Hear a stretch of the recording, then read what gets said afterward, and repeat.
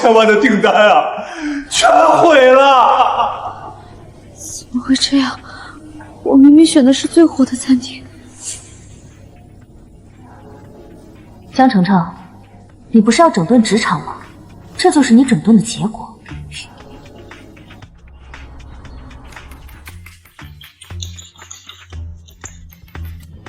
西林啊，你是公司的老财务了，这次团检订餐的任务，我还是交给你最放心。老板，您对餐标有什么具体要求吗？公司最近开支很大，这一分一厘都得花在刀刃上，记住不要过度铺张浪费，但也不能让甲方那边觉得咱们寒酸，明白吗？明白，又要省钱又要排面。去吧，你是专业的。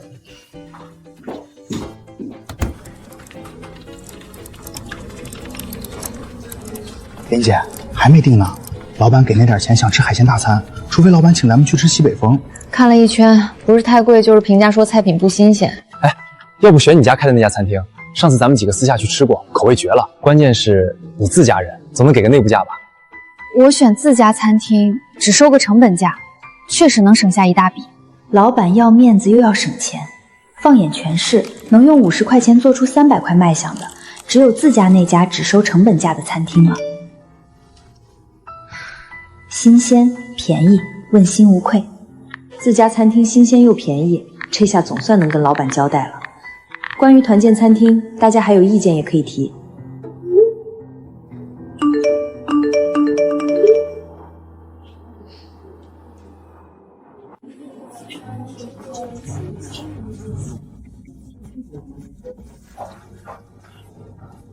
程程，你看林姐订的这家评价很高啊。高，地址是他家的，谁知道这水有多深？姐，我也没别的意思，就是想问问，团建地址选在你家的餐厅，你吃了多少回扣呀？毕竟羊毛出在羊身上，团建用的是我们的奖金，这笔钱你应该退给我们吧。程程说的也有点道理啊，自家餐厅多少得赚点吧。怪不得林姐这么主动拉活。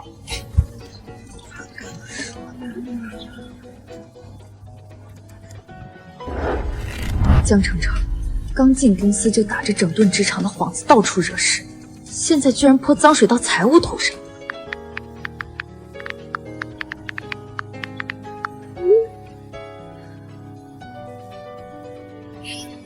哎呀，姐，别生气嘛，我也只是替大家问问，大家说是不是？这实习生疯了，竟然直接硬杠财务。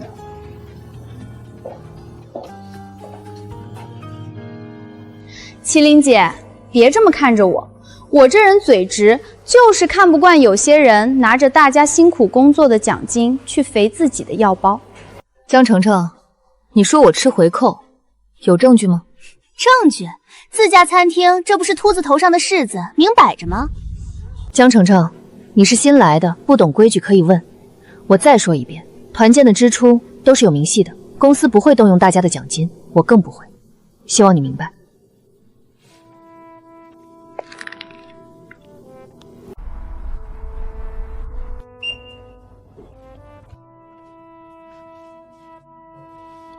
早。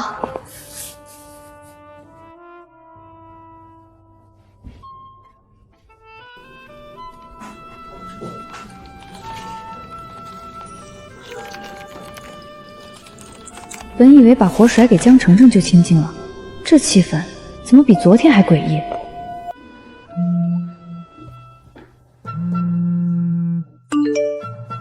林姐，江程程在群里疯了，你赶紧看看吧。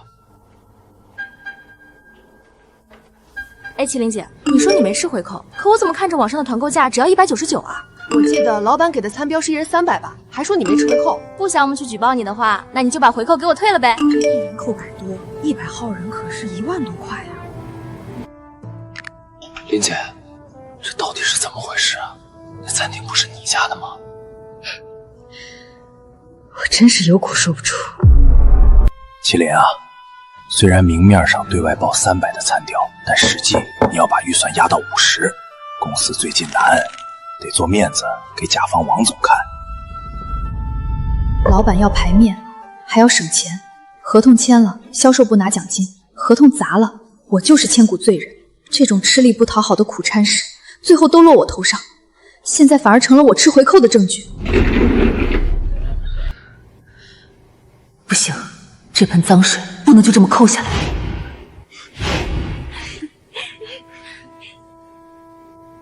江澄澄太年轻，他根本不懂这里面的利害关系。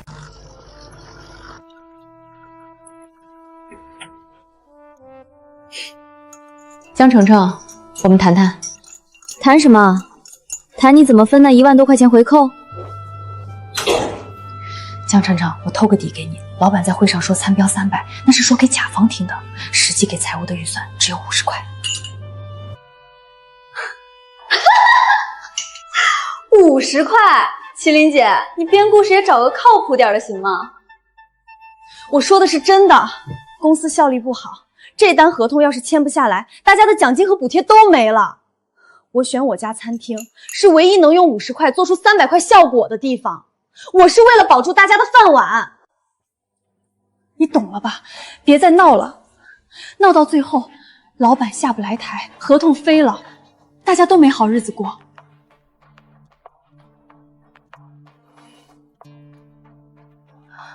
话我带到了，你自己掂量。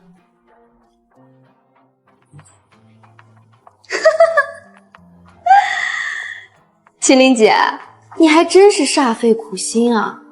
为了吞那点回扣，连这种故事都编得出来。你说什么？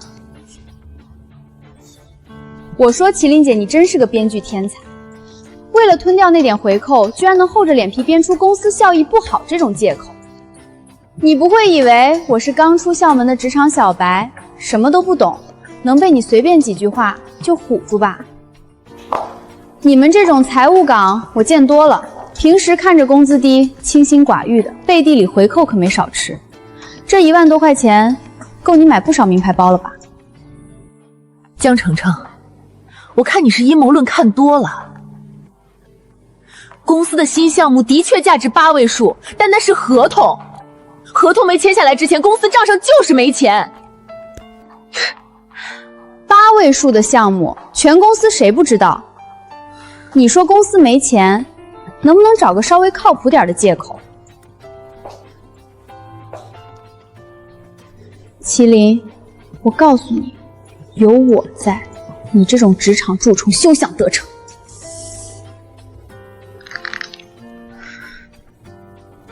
我真是疯了，居然试图跟一个脑补过度的人解释专业层面的财务状况，我又没真吃回扣，跟这种人废什么话？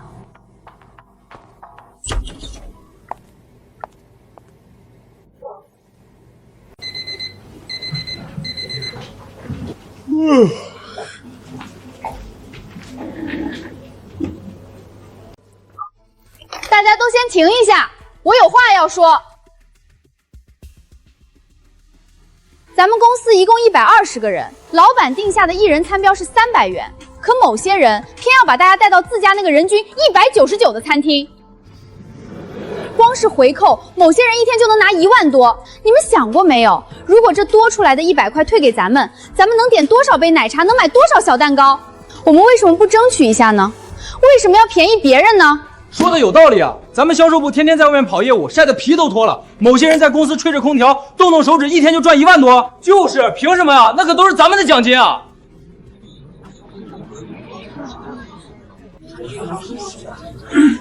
听说江澄澄进公司的时候是上面有人打了招呼的，怪不得他敢这么硬刚财务，原来是有靠山。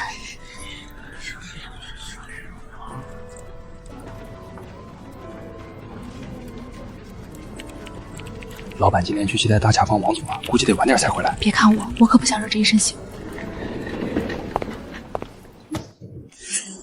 麒麟，你别在那儿装哑巴，你是不是该给我们大家一个合理的解释？好极了，这下连声姐都不肯叫了，直接喊我大名。解释？我中午在饮水间已经跟江澄澄说得清清楚楚了，该说的我都说过了。不信我也没招，财务的工作每一笔都有记录。我是给老板打工的，是老板给我发工资，又不是你江澄发，我没义务一遍遍哄着你。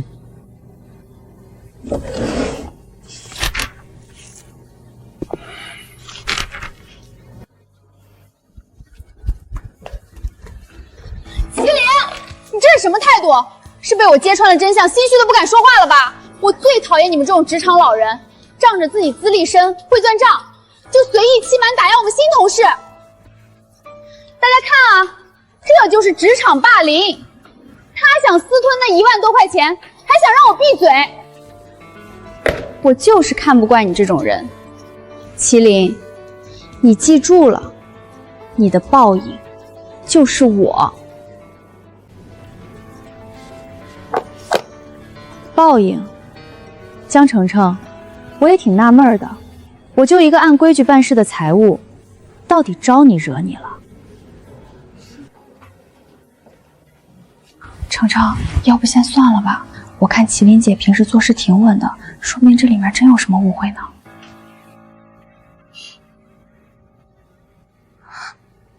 误会？江澄澄心里最清楚，这里面到底有没有误会。至于非要这么抓着我不放，到底是为了正义，还是为了顶掉我这个位置，你自己心里清楚。谁跟你有误会？我今天非要把你这层皮给揭下来不可！好啊，那咱们就等老板回来，当面算清楚。程程，差不多得了。麒麟姐平时对咱们也不错，这中间肯定有误会。误会？证据都摆在群里了，你还说是误会？我在这冒着风险为你们这群被坑的人出头，你们现在是要联合起来背刺我吗？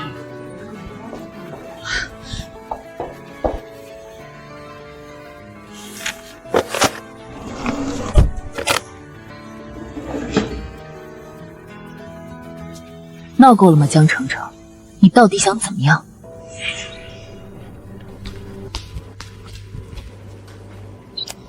就从我开始，1人200，齐财务转账吧。我说了，我没吃公司1分钱回扣，这笔钱我没拿，自然也就没得退。你爱信不信。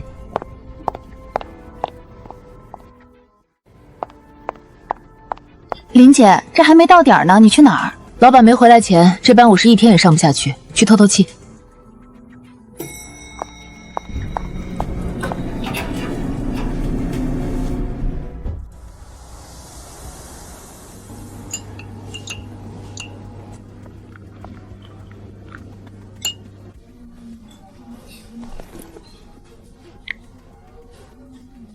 老板，江楚楚在公司带头闹事儿，诬陷我吃团建回扣，现在全公司都盯着我，我先请半天假避一避，您回来后咱们当面谈。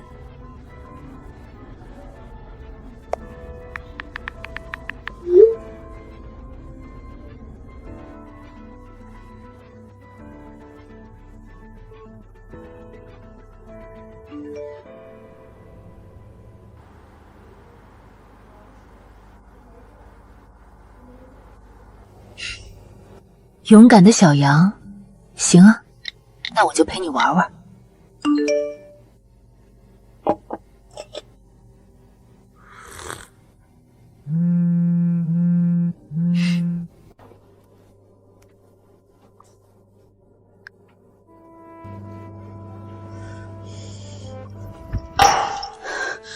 麒麟，你敢内涵我是羊？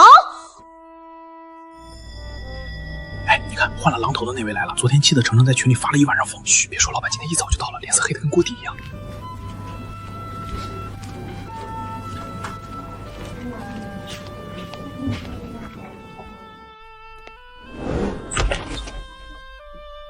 麒麟，老板让你现在进去。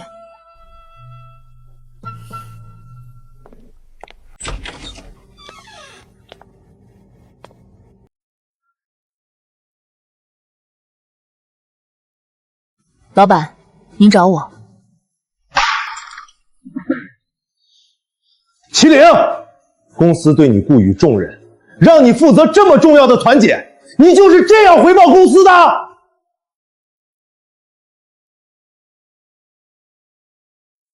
人家程程一个实习生都能发现猫腻，你呢？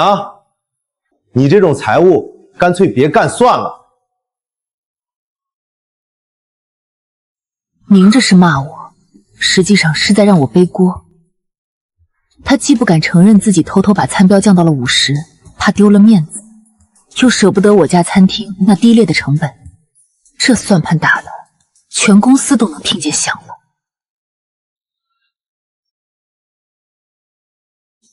老板，是我考虑不周，我没能提前把团建经费的各种备目和大家的期待值对接清楚，才造成了现在的误会。误会？闹得满城风雨也是误会？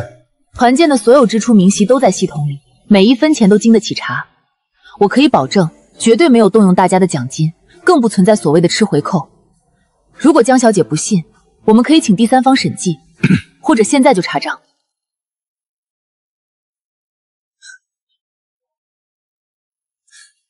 麒麟姐这话说的可真轻巧啊！毕竟那餐馆是你家开的，这所谓的支出明细、成本多少、利润多少，还不是你一个人说了算？老板，我也是替公司考虑。您想啊，自家生意左手倒左手，中间那点差价谁看得清？5年了，抵不过实习生一句挑拨。所以江小姐的意思是，我这个做了5年的财务，还没你一个新来的懂审计。我只看事实。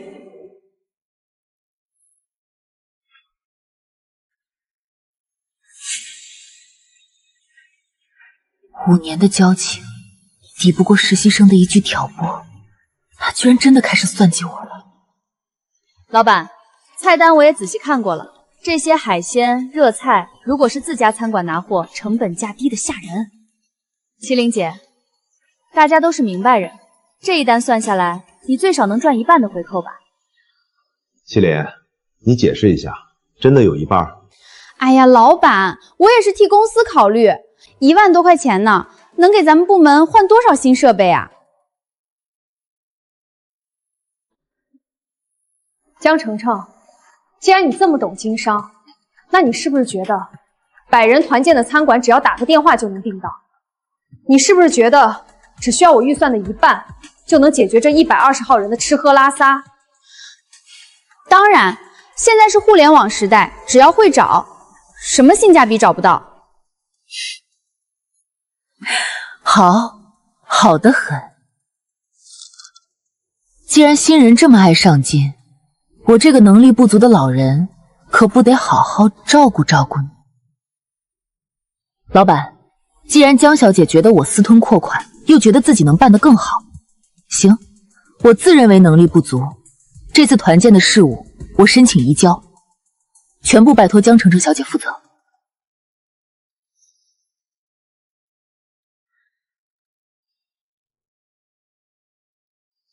他居然没有反驳，就因为江程程几句颠倒黑白的话，他竟然也怀疑我吃回扣。原来5年的信任在利益面前薄如蝉翼。老板，你放心，不就是个团建吗？我肯定能安排的妥妥帖帖。而且啊，我不仅能把吃的、玩的、住的都安排的明明白白，还能比某些人省出一大笔钱呢。毕竟有些人守着老一套做法，跟个老古董似的，连现在年轻人喜欢的性价比套餐都不会查。老古董，好，那我倒要看看你这个性价比天才怎么用25块钱变出满汉全席。老板，我可是年轻人，最懂什么叫极致性价比，最懂怎么花最少的钱办最体面的事儿，不像有的人守着那套老掉牙的规矩，只会按部就班的浪费公司预算，甚至说不定还借着采购的由头，私下里给自己谋点什么见不得人的好处。见过往自己身上揽功劳的，没见过这么迫不及待给自己挖坑往下跳的。好，公司现在缺的就是程程这种有闯劲儿、有能力还懂省钱的员工。这次团建就全权交给你安排。麒麟，你把资料都给他。程程，到时候先做个详细预算表给我看，没问题吧？保证完成任务。各位同事，老板刚刚已经正式下令，这次团建改由我全权负责。我向大家保证，这次一定让大家吃得好、玩得好、住得好，最重要的是，绝不多花公司一分冤枉钱。某些人的灰色收入，在我这儿想都别想。程程为伍，咱们早就想要透明化了。林姐，这江程程摆明了是针对你，你以后在财务部可怎么过啊？路是他自己选的，我能有什么意见？既然他觉得我贪，那就让他亲自动手试试，这省钱的活到底好不好干？江程程不是口口声声说我吃回扣吗？行啊，现在财权、采购权全都在他手里，希望这口名为预算的黑锅甩在他身上时，他那小肩膀能接得住。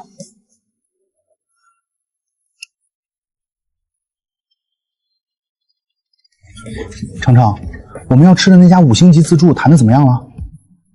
啊，再谈，我肯定能拿到别人拿不到的折扣。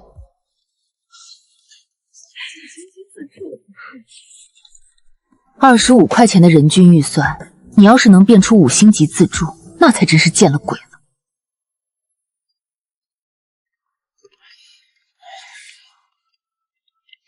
麒麟姐，别一副失落的样子。等我这次团建办成功了，我会跟老板申请，让你继续留在财务部给我打下手的。那就多谢江主管提拔了。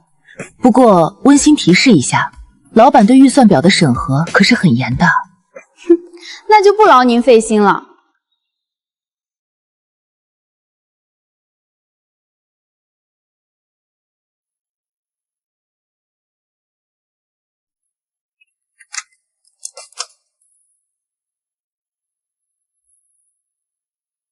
江程程，好戏才刚刚开始。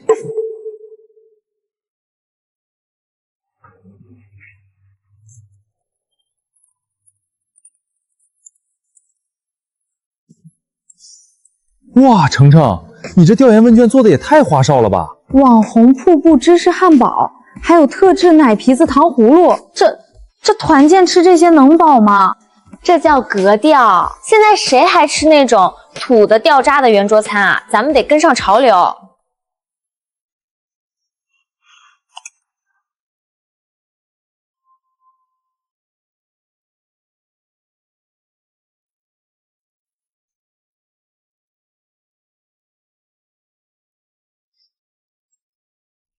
江程程，这份菜单你确定不再改？我好心提醒你一句，这次团建甲方负责人王总也会去，你最好私下问问王总那边有没有什么忌口。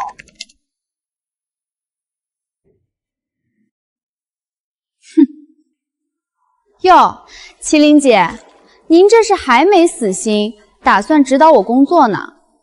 大家听听，麒麟姐说甲方王总有忌口，我看啊，是某些人怕我办得太好，故意在这儿给我制造心理压力呢吧？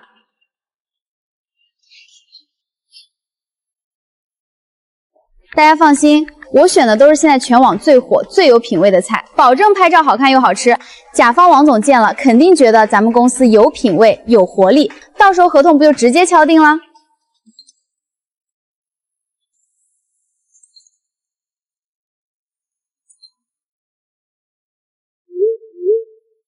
有品位，王总那是典型的老派生意人，最讨厌的就是虚头巴脑。江程程，你既然想拿1000万合同当你的垫脚石，那就看你这石头够不够硬了。随他去吧。程程，那王总那边真的不用发个消息确认一下吗？万一他真的不爱吃甜腻的。哎呀，你懂什么？王总那种大老板，什么山珍海味没吃过，他缺的是新鲜感。再说了，麒麟的话你也信？他就是嫉妒我接了他的差事。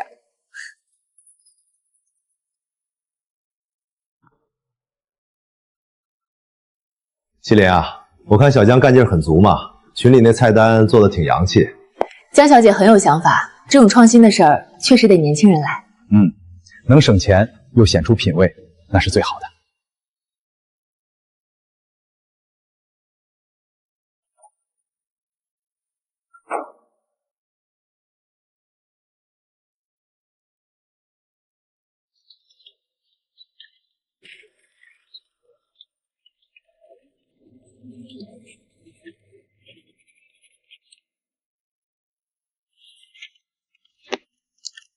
江澄澄，既然你把职场当秀场，那就希望你最后谢幕的时候，不要哭得太难看。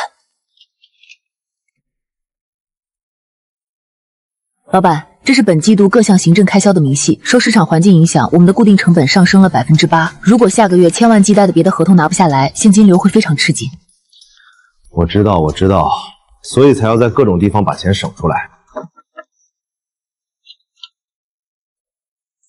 老板，团建的初步预算表我做出来了，保准让你满意。哦，小江动作挺快啊，进来吧。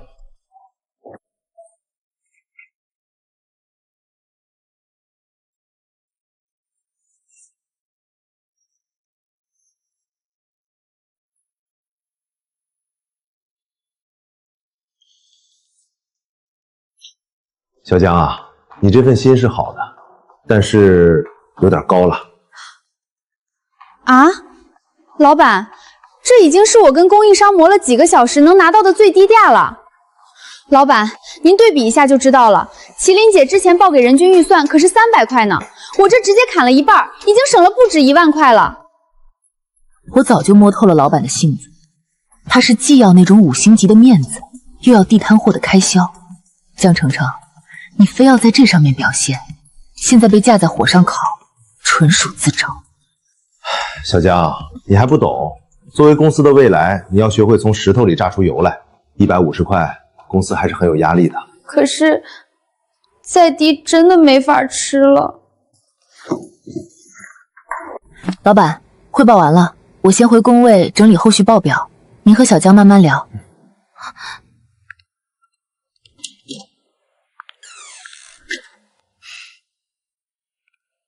老板，150真的已经是极限了，我跑了3家餐饮公司。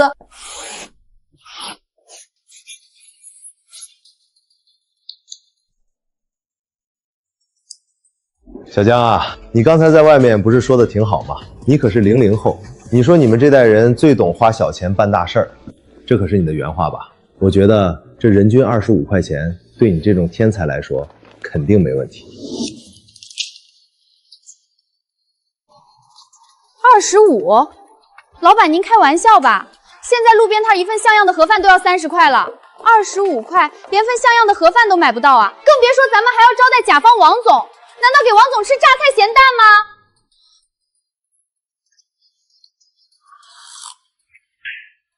小江，这你就狭隘了。年轻人办法总比困难多嘛。既然你觉得麒麟的方法老土，那你总得拿出点创新的劲头来，对不对？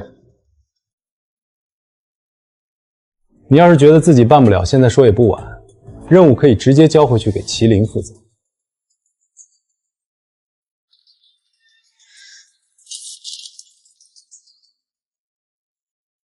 谁说我办不了？不就是25块钱吗？老板，你等着看吧，我一定办得比某些只会花冤枉钱的人强100倍。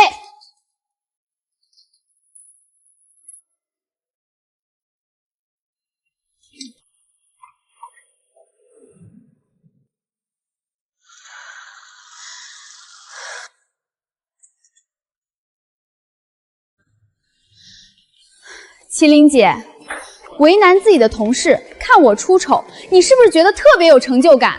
为难？江澄澄，你把话说清楚，我什么时候为难你了？你明知道老板抠门，还故意挖坑让我跳。现在人均25块，你让我怎么做？你就是想看我办不成，好在大伙儿面前看我笑话。江澄澄，你要搞清楚因果关系。当初在群里拍着胸脯保证，说只需要用我预算的1半就能办好团建的人，难道不是你自己吗？我的预算是50，你承诺的1半不就是25？我怎么就为难你了？我只是在成全你的性价比梦想啊。别以为这样就能让我知难而退。麒麟，咱们等着瞧。你以为我非要揽这破活是为了什么？实话告诉你吧，老板亲口许诺了，只要这次我能圆满完成团建任务，他就会把我调进财务部。到时候你就拍拍屁股等着滚蛋吧。原来是想顶替我的位置啊！财务部的编制早就满了，你想进来，确实得先把我这个老人挤走。我会让你看着我是怎么取代你的。只可惜，你的如意算盘迟早会打空。想进财务部，也得看你有没有命拿这张入门券。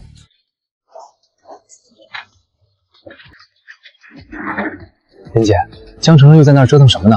我听说参标被压得极低，他能行吗？我也很期待啊，期待我们的00后整顿大师怎么用25块钱的人均预算，给全公司安排出一朵花来。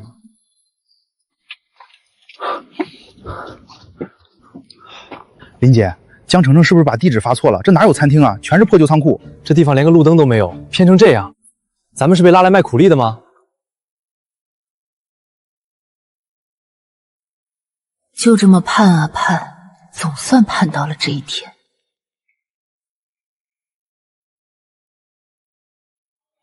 大家快进来，这就是我为大家精挑细选的团建场地。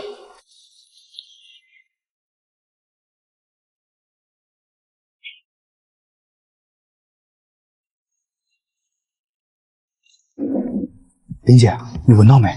这空气里怎么飘着一股若有若无的酸臭味儿，像烂菜叶，又像死耗子。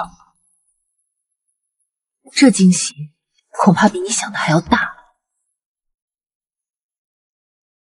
江澄澄，这到底是什么鬼地方？这种仓库也能叫餐厅？你们这群老古董真没见识，这叫叙利亚主题餐厅。现在城里最流行这种工业废土风，沉浸式体验，懂不懂？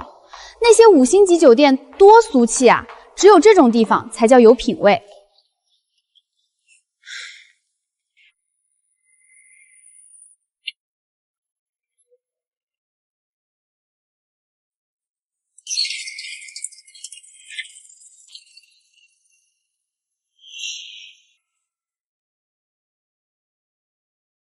江澄澄，你这是想毁了公司吗？王总，您别介意，现在的年轻人就是别出心裁，搞什么忆苦思甜的创新。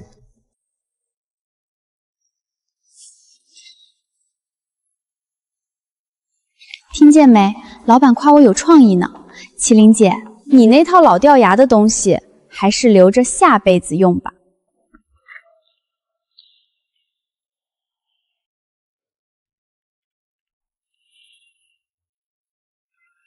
大家别看这里环境偏，这叫大隐隐于市。等会儿上菜你们就吃吧，我保证一吃一个不吱声。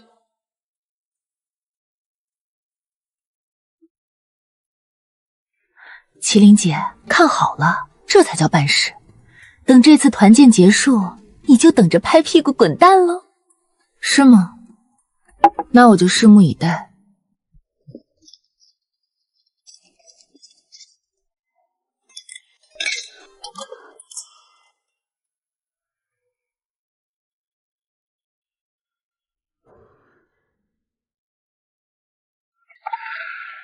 我靠，我没看错吧？这是帝王蟹，还有龙胆斑，这头盘就是鲍鱼和鱼翅。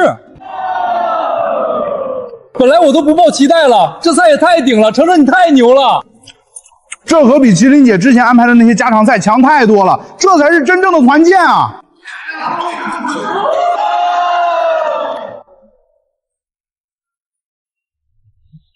不错，不错，小江啊，确实给了我一个惊喜。江小姐确实很有心，在这种地方能弄到这些新鲜大货不容易。人均25块，能吃到帝王蟹和龙胆斑，除非老板是做慈善的，否则这中间一定有猫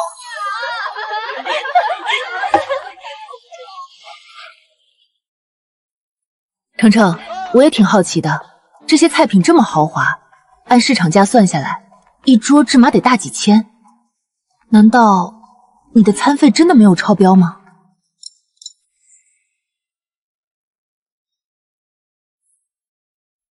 麒麟姐，自己办不到的事情，就别以为别人也办不到。我既然敢答应老板，自然有我的门路。麒麟姐，你就别再多虑了。这份预算表，老板是亲自签字确认过的。我江晨晨做事绝对在规矩之内。老板，您放心，这一桌菜绝对是按照您给的那个预算标准执行的。我不光没超标，甚至还帮公司省了不少钱呢。哈哈，好一个省了不少钱。哈哈，麒麟啊，你也该跟年轻人学学，别总是老一套。大家都听到了吧？这就是咱们公司需要的榜样。公司就是需要成这种有闯劲儿、有能力、能花小钱办大事的人才。谢谢老板夸奖，我以后会更努力的。程程威武，咱们以后团建都跟程程混了。就是，某些人以前订餐不仅贵还普通，我看啊，那钱指不定流到谁兜里了。是啊。既然老板都觉得这25块钱能买到帝王蟹是天才之举，那我就看你们怎么销售这份天才的恩赐。来，王总，咱们不谈工作，您尝尝，这都是新鲜的大货，今天一定要尽兴。好，江小姐辛苦了。开席，大家尽管吃。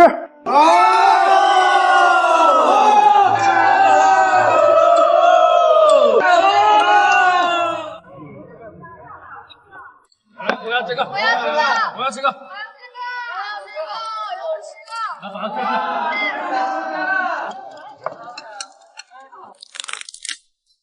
绝了，这蟹肉比5星级酒店的还肥。王总，您多吃点，这龙点斑可是大补。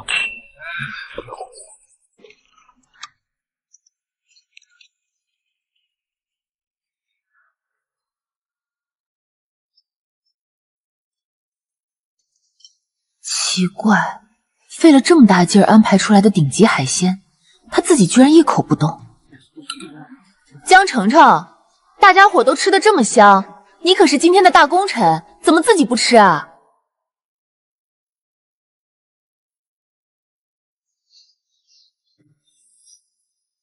麒麟姐，你管的也太宽了吧！我吃不吃关你什么事儿？其实我特别想吃，这不是前几天为了联系场地和食材，不小心感冒发烧了吗？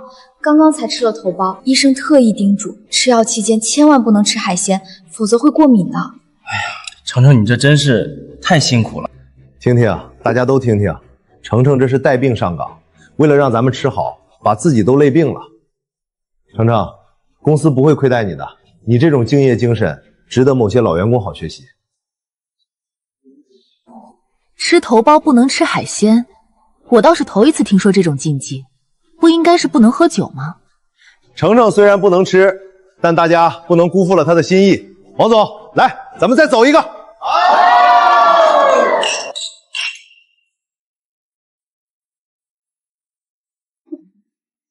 感冒，吃了头孢，连平时最爱显摆的鲍鱼都不碰，这海鲜绝对有问题。你们先吃，我去趟洗手间。林姐，快点啊，这大虾再不抢就没了。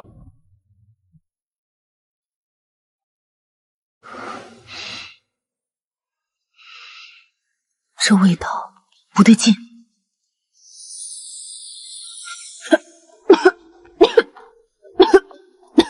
这到底是什么鬼地方？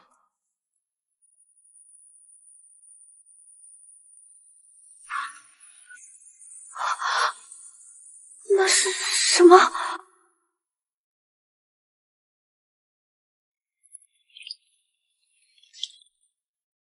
这分明是放了不知道多久的过期海鲜，怎么会做成那样？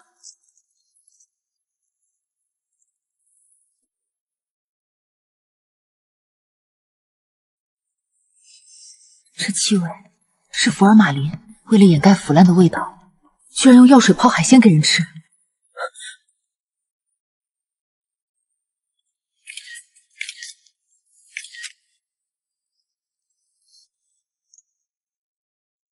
快点儿，那桌催着上鱼呢。江澄澄，你这是在杀人！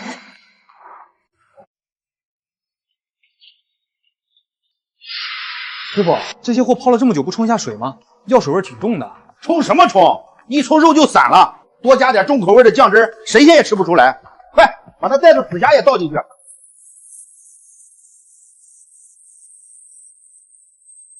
这哪是请客吃饭，这简直是集体投毒！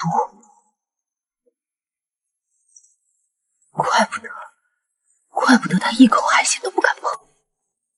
江澄澄，你为了顶掉我的位置，居然疯到这种地步，拿全公司人的命去赌你的前程。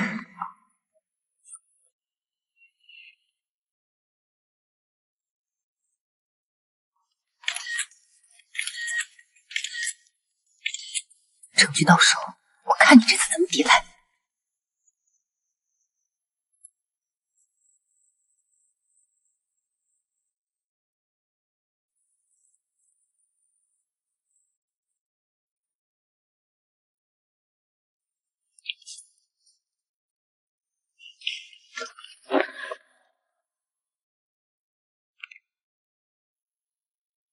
程程，这么巧啊！麒麟，你鬼鬼祟祟跑到后厨来干什么？谁让你进来的？这是你该来的地方吗？我不该来，我要是不来，还真不知道你为了那点所谓的性价比，胆子大到了这种地步。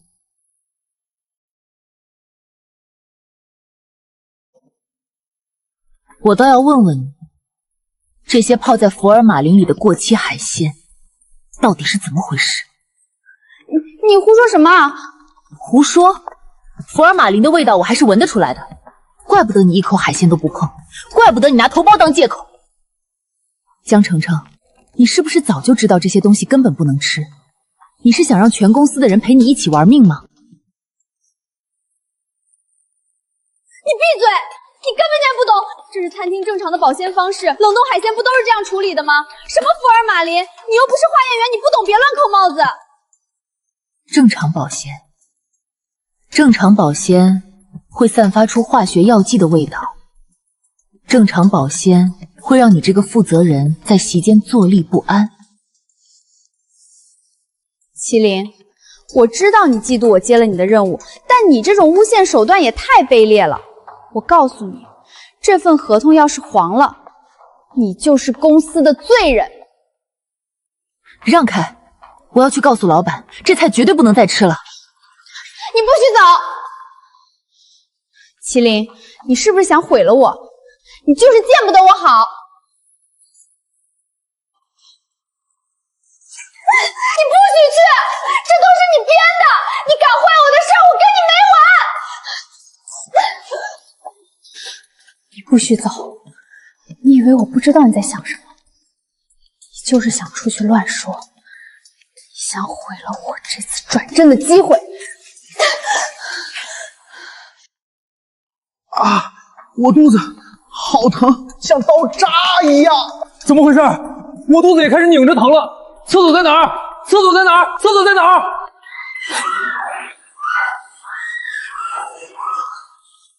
听见了吗？出事了！如果出了人命，你这辈子就彻底毁了。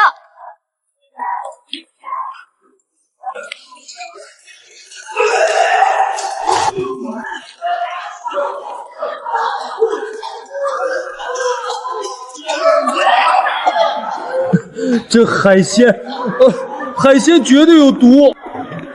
快叫救护车呀！我不行了！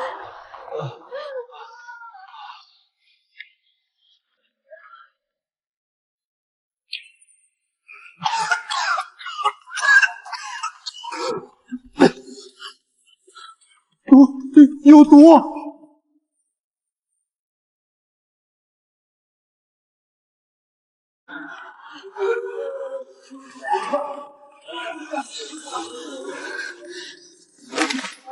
怎么会这样？我只是想省点钱，怎么会这样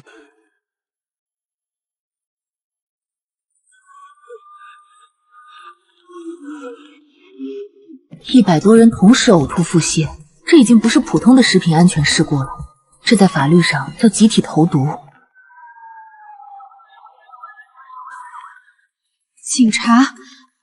警察怎么也来了？我不就是办个团建吗？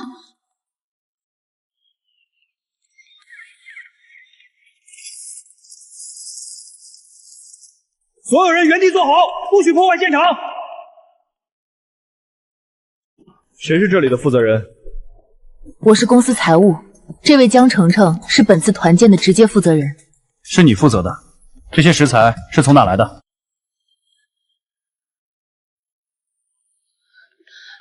我真的不是故意的。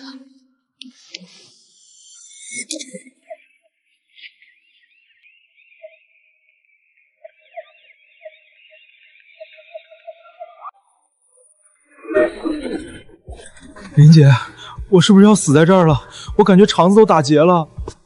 别瞎说，医生已经在安排洗胃了，在这里待着别乱动。江程程那个疯子，他这是要了咱们的命啊！医生，我们是一起吃饭的，一共100多人，现在情况怎么样？初步判定是吃了不干净的东西，严重的食物中毒。万幸的是送来还算及时，目前大部分人暂时没有生命危险，但还需要留院观察，防止2次脱水。没出人命就好，否则这公司真成了人间地狱。麒麟啊，王总呢？王总在哪儿？王总还在隔壁抢救室，他年纪大了，反应比你都重。那个江程程呢？把那个成事不足败事有余的货给我抓过来！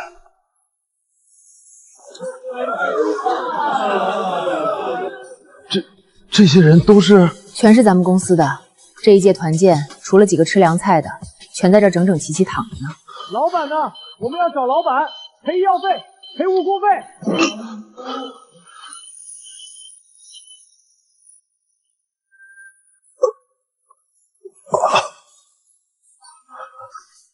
麒麟，公司8位数的订单，我的1000万合同。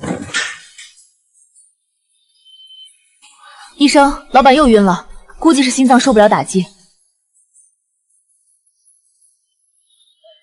江程程晕了，老板也晕了，这就是你们所谓的花小钱办大事。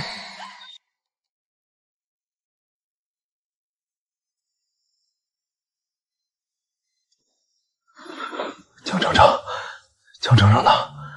那个混账东西在哪儿？他也被吓晕了，这会儿应该还在病房里躺着。其他人呢？这100多号人都是什么情况？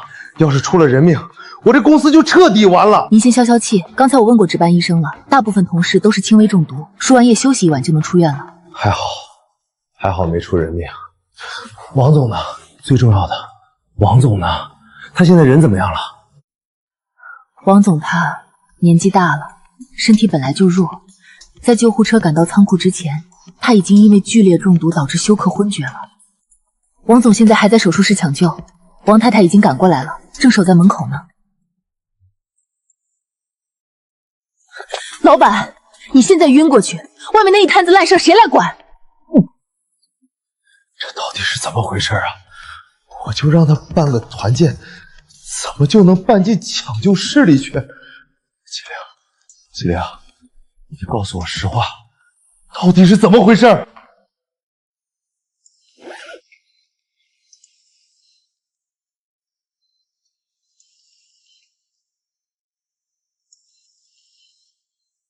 您自己看吧，这是我在仓库后厨拍到的。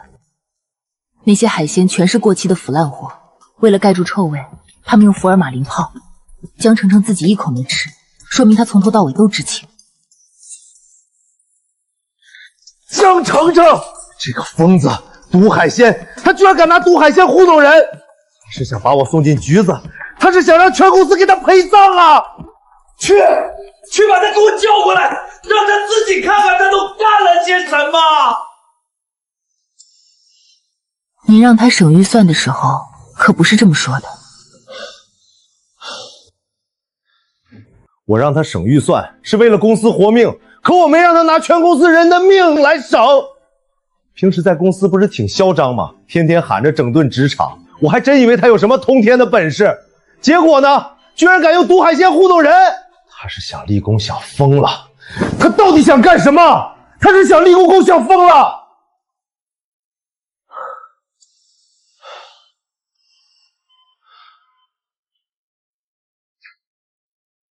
江程程，你给我滚进来！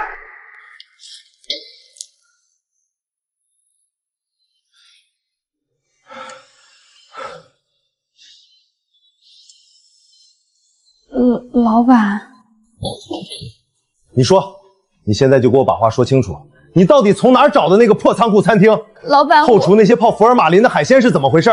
你当时一口都不碰，是不是早就知道那些东西根本不能给人吃？你当时存的是什么心？老板，我真的不是故意的，我也是被害者，我也是被骗了。那个餐厅老板拍着胸脯跟我保证，说那些海鲜只是为了长途运输才做的特殊保鲜，他还给我看了他的资格证，他说保证吃了没事儿。我想着这不是能给公司省一大笔预算，还能办得体面吗？所以我才订了他们家啊。特殊保鲜，江小姐，那种刺鼻的福尔马林味道，就算是个鼻塞的人都能闻出来，你一个在场督办的人能不知道？麒麟姐，你为什么要一直往我身上泼脏水？我真的不知道那是福尔马林。老板，我真的只是想为您分忧。我一个刚毕业的实习生，我哪懂那些奸商的手段啊？我真不知道那是毒药啊！要是知道，我怎么敢带大家去吃？不知道，一句不知道就想把王总休克100多号人中毒的事情抹平了？你看清楚，这是王总的病危通知，江程程，这责任你担得起吗？江小姐，这出受害者的戏码演得真不错。可我记得在酒桌上，你感冒吃头孢不能吃海鲜这话，可是你自己亲口说的吧？既然你口口声声说自己真不知道海鲜有问题，那你为什么在那之前就提前找好了这种天衣无缝的借口？我那是真的感冒了，感冒吃药不能吃海鲜，这不是很正常吗？行，既然你说自己是无辜的，是被餐厅骗了，那请你现在就把你和餐厅老板的对接记录、订餐合同、转账秘籍全部拿出来。只要证据充分，老板肯定会带你去警察局报案，抓那个骗子餐厅。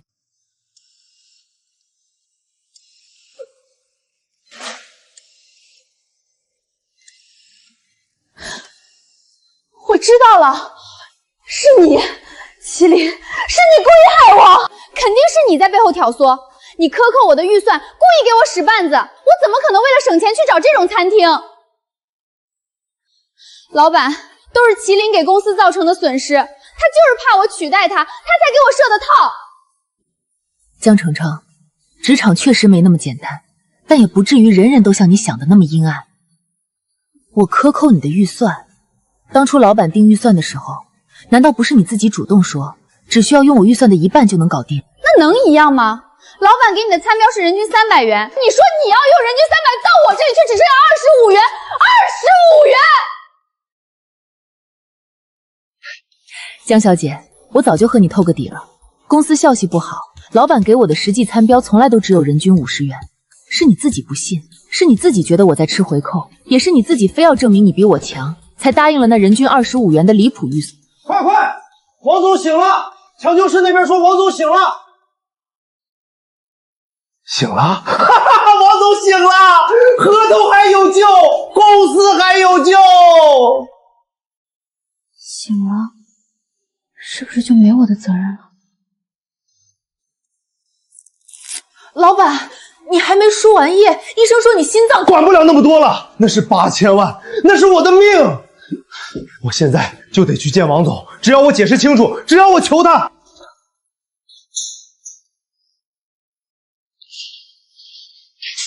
大家都别乱跑了！刚接到消息，王总说了，跟咱们公司的合作彻底取消。王总还说了，以后不想再见到咱们公司的任何人。老板，你也别费劲去看他了，王家已经请了律师，正准备起诉呢。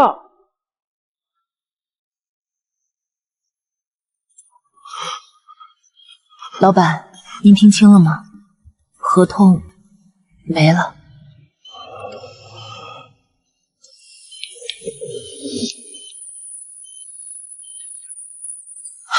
老板，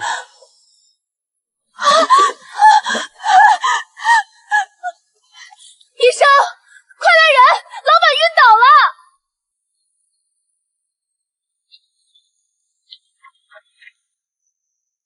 8000万啊！那可是咱们拼了半年命才勾兑出来的合同，就这么黄了？别想了，王总醒了第一件事就是让律师起诉公司，今年的年终奖、提成全完了。就因为吃这一顿毒海鲜，江澄澄那个疯子，真是凭一己之力把咱们都送进了地狱。麒麟，你是管财务的，你难道不知道丢了这笔单子意味着什么吗？公司的现金流下个月就会断。我提醒过。但江澄澄说我吃回扣，老板为了省钱，把我的话当成了耳边风。其他股东已经收到风声了，明天一早就要开紧急董事会，老板这回怕是保不住位置了。王总取消了合作，律师函明天就会送到。8位数的合同就这么没了。早知道我就不该听江澄澄的洗脑。当初他跟我说能省下1半预算的时候，我居然真的信了他的鬼话。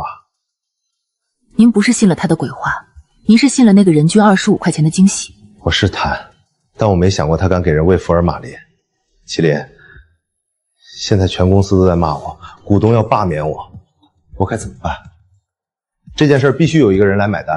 王总的医药费、公司的名誉损失、股东的交代，总得有个交代。您想只能怎么做？他是执行界，餐厅是他找的，毒海鲜是他上桌的。既然他想整顿职场，那就让他去监狱里好好整顿整顿。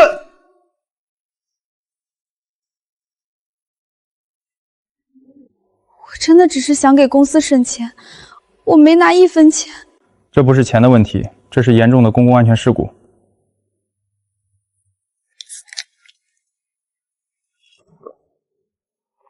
江澄澄以为职场是他表演正义的舞台，老板以为职场是榨取最后一滴血汗的工厂。现在戏台塌了，工厂炸了，江澄澄，你的职场处女座杀青了。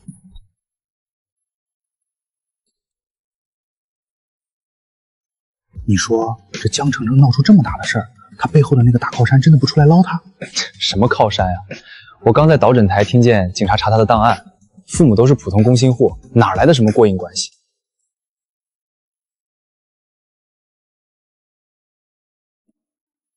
部长，事到如今，您还不打算说实话吗？麒麟啊，我不知道你在说什么。全公司都传江澄澄有后台，有人投诉他，您给按下来；有人反映他不加班，您给打圆场。这个后台到底是谁给他捏造出来的？我也是为了公司稳定。你是不知道咱们销售部现在新人有多忙，我这个位置有多少人盯着。江澄澄刚来的时候，我就听到点风声，说他是某个大股东的亲戚，专门来微服私访的。我怕我这个位置保不住，哪敢惹他呀？就因为这点捕风捉影的风声，您连核实都不敢核实，就由着他胡作非为。他平时说话那口气，动不动就整顿职场，动不动就拿劳动法压人，那架势谁看了不虚啊？有人投诉他，我只能给压下去。我以为这是在讨好他背后的老板。所以江澄澄那所谓的过硬后台，其实就是您这种胆小怕事的心态硬生生给他坐实的谣言。我也没想到他胆子大到敢给人喂毒海鲜啊！我要是知道他没后台，我早开除他8回了。原来是部长自己吓自己，搞了个乌龙啊！这就是个天大的笑话。因为一个怂皮部长的猜疑，咱们丢了8位数的合同，还得在医院洗胃。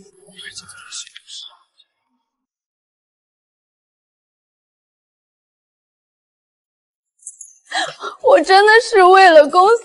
一个敢装，一个敢信。这场职场闹剧终于把原本荒唐的底色露出来了。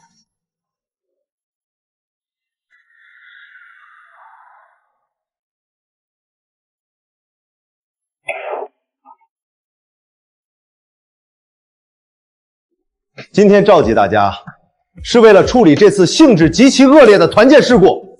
江澄澄身为实习生，罔顾全公司员工生命安全，私自采购不合格食材，造成重大食物中毒，事故躲不惯，导致甲方千万合同流失。公司决定即刻开除姜尝尝，永不录用，并且法务部已经拟好诉状，我们将正式起诉你，追究你给公司造成的全部经济损失。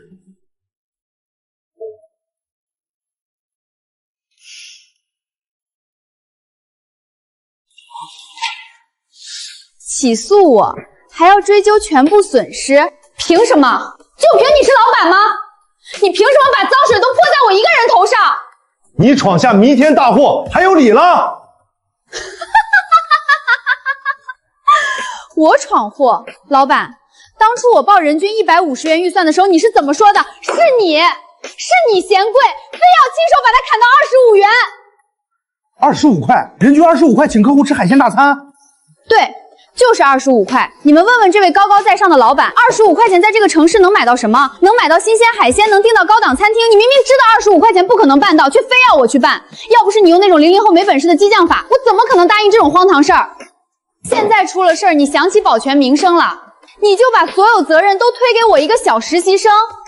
你怎么不说说你自己抠门抠到了骨子里？王总住进抢救室，是因为海鲜有毒，更是因为你贪心不足。这都是你自己贪婪造成的，跟我有什么关系？江澄澄疯了，老板慌了，这场戏终于到了撕开最后一张面具的时候。你给我闭嘴！保安呢？把这个疯女人给我拖出去！拖出去我也要说，老板，你为了省那几个钱拿我们的命当儿戏，你想起诉我？好啊，那咱们就在法庭上见，看看法官会怎么判这个黑心老板。还有你，麒麟，我算是彻底明白了，这一切都是你安排好的，对不对？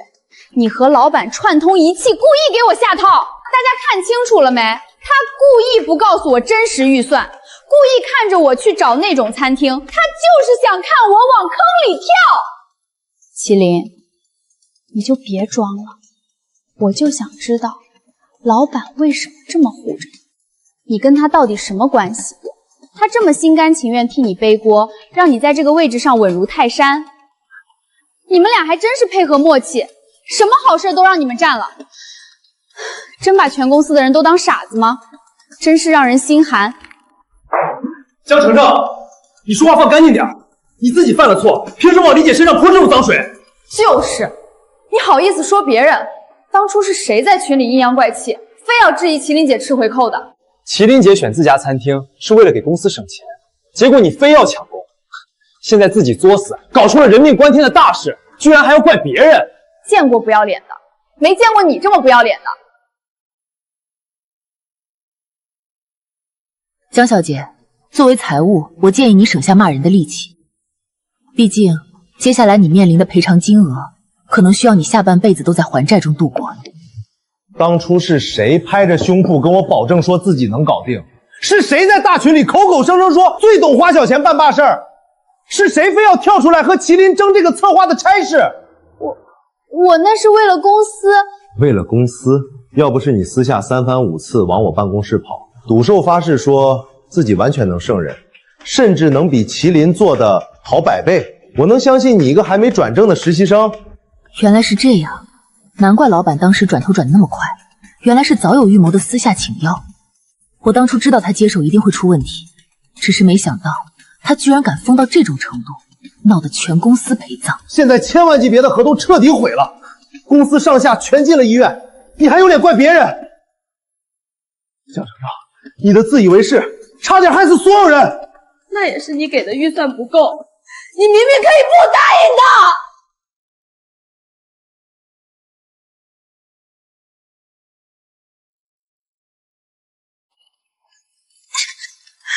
你们干什么？放开我！麒麟，你满意了吧？你们凭什么抓我？我要告你们！告这个破公司！你们等着！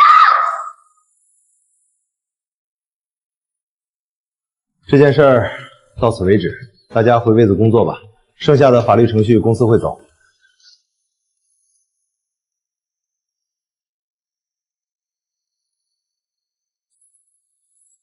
老板，这是我的辞职申请。什么？林姐要辞职？她在公司5年了，从新人干到骨干，现在公司乱成这样，她要是走了，财务部谁顶得住？麒麟，你这是干什么？我刚才已经把江澄澄开除了，他犯的那些混账错跟你没关系，你别受他影响。你是公司的老人了，这时候走不是给外人看笑话吗？辞职不是单单因为他，也不是因为这几天的闹剧。那是为什么？待遇不满意我们可以谈。老板，在江澄澄当众指责我吃回扣，闹得全公司风言风语的时候，你明明知道所有真相，你明明知道我是为了省钱才选自家的餐馆，你明明知道那些餐标的始末，可为了维持你那点所谓的低成本利益，你选择了冷眼旁观，甚至牺牲我的名声来成全江澄澄的胡闹。从那一刻起，我就已经决定辞职了。而且不瞒您说，之前已经有家公司找过我很久了，给的待遇和未来的发展空间都很不错，我也考虑了很久。麒麟，你这就是早有预谋？预谋谈不上，只是在看清了一些人和一些事后，做出了最正确的选择。找你的是盛大财务，还是对门那家姓张的？是咱们行业里势头最猛的那家对家。老板，你应该比我更清楚，他们挖了我整整2年，这5年我陪着公司从几个人熬到现在的规模，多少个加班的深夜，我拒绝了所有的猎头，只因为我觉得这里还有人情味儿。可现在，麒麟啊，那家公司压力很大的，而且他们未必能给你这里的自主权，咱们再商量商量。老板，自主权是建立在信任基础上的，连名声都保不住的地方，要自主权有什么用？你真要走，我再想想了。不了，谢谢老板这5年的照顾，在这儿我学到了很多，尤其是如何看清一个人。工作我都已经整理好了，电子版在内网，纸质版在柜子第2层。接下来1周，我会跟接手的同事交接清楚。放心，我麒麟做事有始有终，绝不会因为个人情绪影响公司的正常运转。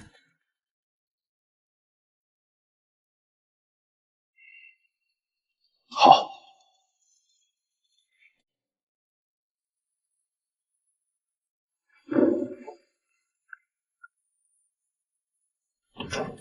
江澄澄，老板，接下来的烂摊子你们慢慢收拾。林姐，你这一走，我心里真没底。这公司账目虽然清爽，但老板那脾气，我怕我伺候不来。该交代的流程我都写在第1页了，只要按规矩办，账目出不了大错。林姐，我听说你要去的那家对手公司，福利待遇比咱们这儿高出1大成。还用说吗？人家那是行业标杆，团队出了名的靠谱，不像咱们这儿出了事第一个想的就是让员工顶包。谈不上福利多好，只是觉得在一个讲道理、尊重专业的地方工作，心里踏实。咱们这儿连吃个团建餐都能吃进医院，我看这风水是彻底坏了。林姐，你是真的聪明，早早就找好了退路。不是我有退路，是你们也该想想，一个连基础食品安全都不顾，只为了省钱就让员工去送命的老板，真的值得一直耗下去吗？上次江澄澄的事儿，老板明知道你是冤枉的，愣是一声不吭，就等着看你和实习生斗。要不是你最后甩出证据，这黑锅你现在还背着呢。所以啊，咱们现在是真羡慕林姐，与其在这随时可能背锅的地方提心吊胆，不如跟着靠谱的人，哪怕累点也踏实。交接已经完成的差不多了，这1周我会一直在，有任何疑问随时问我。放心吧，林姐，最后这几天我一定好好学。我也想明白了，干完这一阵儿，我也得往外看看了。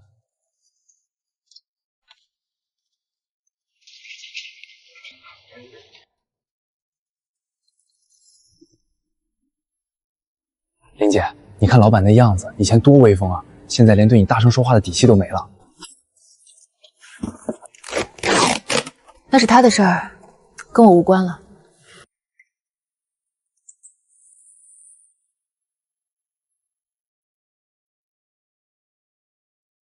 靠谱的团队，我来了。林姐，你真的来了？听说今天江澄澄家属也到了，在里面哭天喊地的。我是当时唯一的目击者，也是报案人。法院传唤，我自然要来。江澄澄这回是真踢到钢板了，公司不仅开了他，还要把这1000万订单流失的锅全扣他头上。齐小姐，江澄澄的代理律师试图辩解他只是过失，但你拍下的那些照片和视频，直接锁定了他明知食材有问题却依然上桌的动机。事实就是事实，他为了那点卑微的自尊心和所谓的性价比，差点害死100多号人。被告人江程程针对原告公司提出的采购不合格食材导致集体食物中毒及巨额经济损失一案，你是否有异议？我有异议，是老板砍了预算，是麒麟他故意不帮我，这能怪我吗？被告人请克制。法官大人，我当时还是实习生，确实存在经验不足。法官大人，身为项目负责人，在发现福尔马林味道如此刺鼻的情况下，不仅没有制止，反而提前找好了感冒吃头孢的借口拒绝进食，这绝不是所谓的经验不足。害我丢了8位数的合同，我要你牢底坐穿，赔得倾家荡产。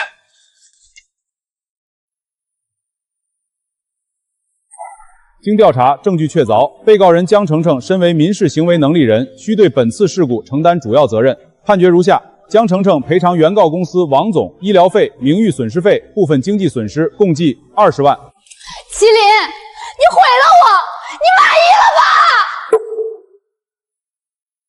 毁掉你的不是我，是你自己那点扭曲的虚荣心。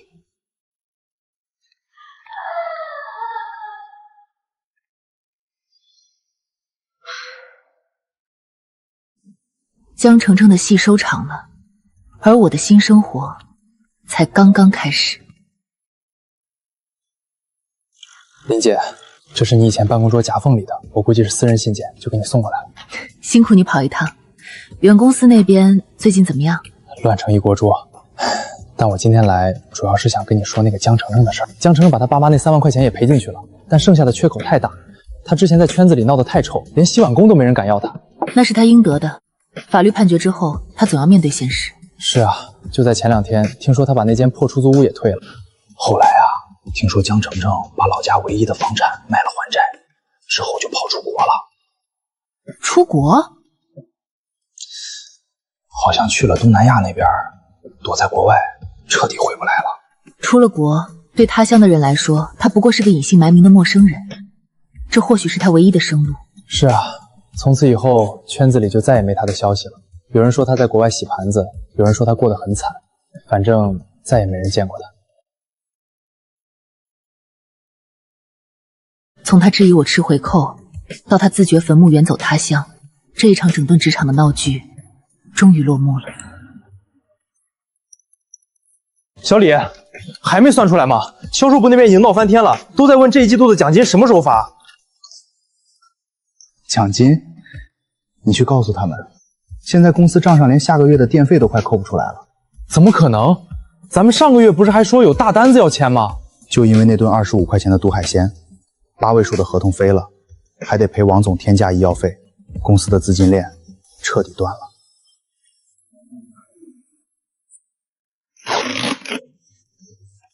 张哥，你真走啊？不走等着陪葬吗？老板当初为了省那点团建费，把大客户送进 ICU， 这种眼光和格局，公司迟早要完。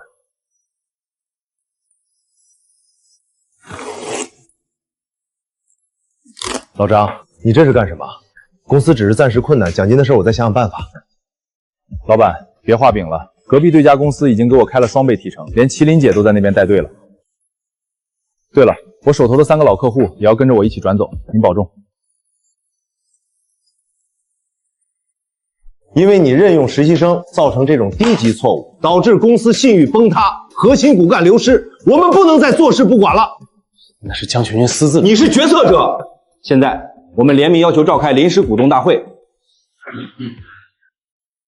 即刻启动公司重组计划，非核心部门员工全部进入优化名单，行政开支缩减70%。为了挽回那几个流失的客户，只能拿咱们开刀。这就是那家集体中毒的公司吧？听说快倒闭了。活该，拿员工和客户不当人，谁还敢给这种公司待遇？多事之秋，真的是多事之秋。基于以上的数据建模，我建议在这个季度的采购合同中增加3项风险对冲条款。说得好，麒麟，你来公司这3个月，不仅把烂账清了，还帮公司建立了一套完整的风险管控体系。林姐，还是你专业，一眼就看出了漏洞。麒麟，公司决定正式任命你为财务总管，从下个月起，你的薪资在原有的基础上翻3倍。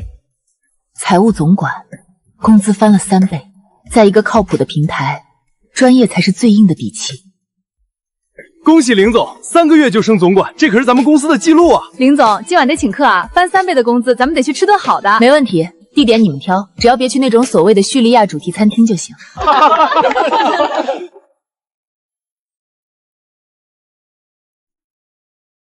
远离了乌烟瘴气，生活终于回到了它该有的节奏。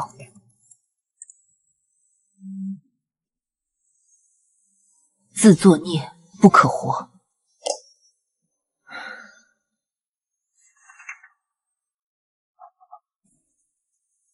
过去的已经彻底过去了，